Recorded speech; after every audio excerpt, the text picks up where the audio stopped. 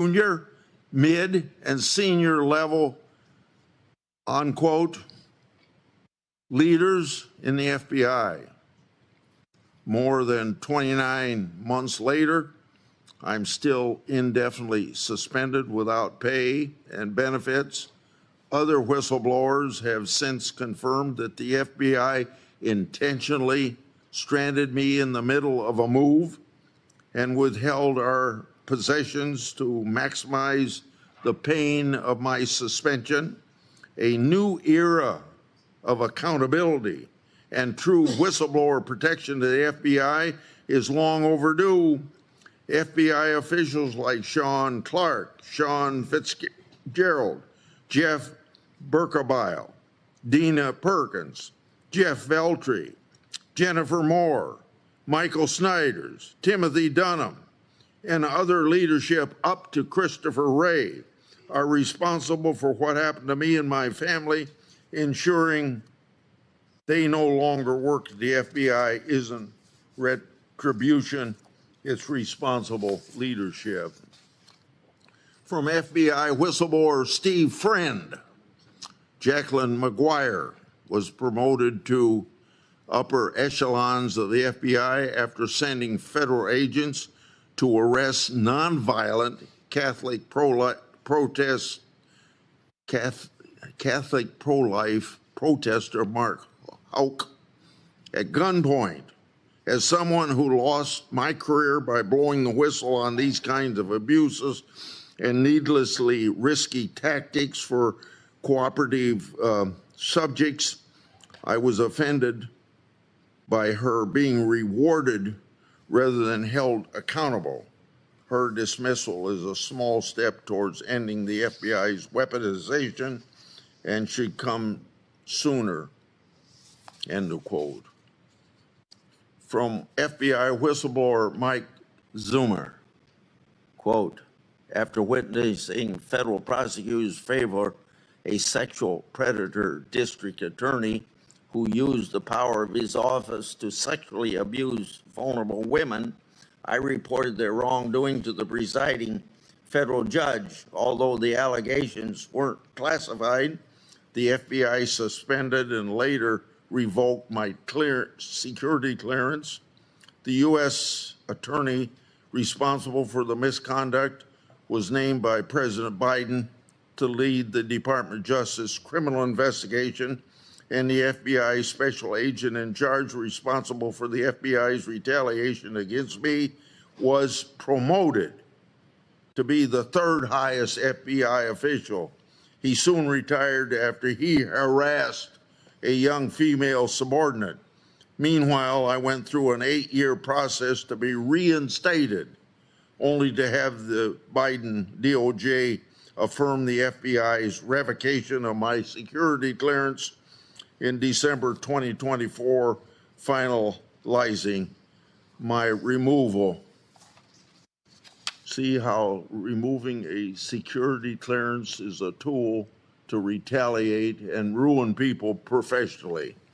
And lastly, I know you're tired of listening to this, so that's why I said, and lastly, from another FBI whistleblower, quote, I've watched the FBI become an institution, not, quote unquote, of the people, but of a select few who know the, quote unquote, system and process and use it to their advantage.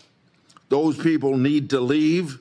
As a whistleblower, I stand ready to help return the FBI to its earlier days of glory and return America's trust in what was an incredible institution, end of quote.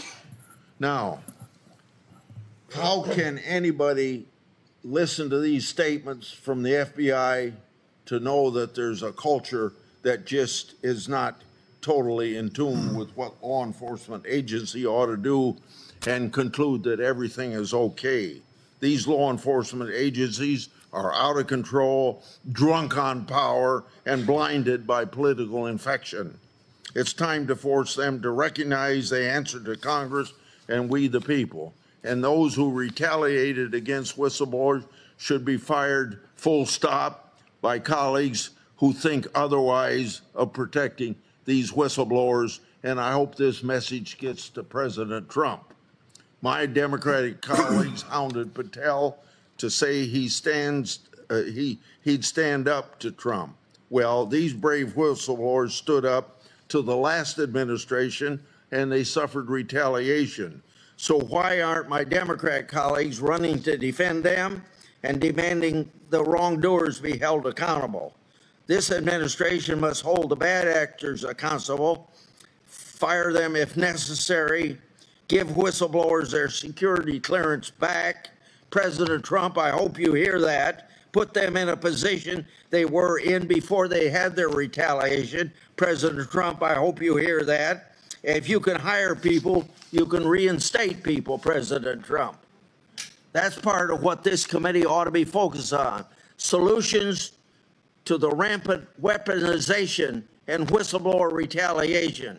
These are two issues that Kash Patel is perfectly suited to fix because he's lived those issues. Senator Durbin. Thank you, Chairman Grassley. After reviewing Kash Patel's record and meeting with him, questioning him at this hearing, I'm even more convinced that he has neither the experience, the judgment, nor the temperament to lead the FBI. A little history. 50 years ago, Frank Church led an effort to investigate the Federal Bureau of Investigation. They came up with a sweeping reform and conclusion.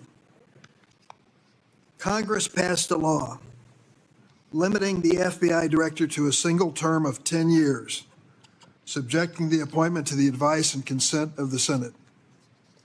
These actions were taken specifically to ensure that FBI director remains apolitical and is shielded from outside influence, and that no FBI director amasses the kind of this FBI.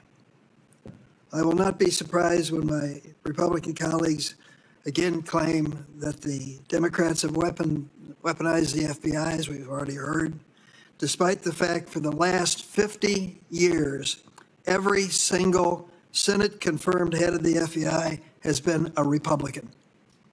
Even former Chris Wray, former director, has been a frequent target of outrage. My Republican colleagues conveniently never mention that Director Wray is a lifelong Republican, nominated to the position by Republican President Donald Trump, and confirmed to the position, get this, with the unanimous support of Senate Republicans. Unanimous.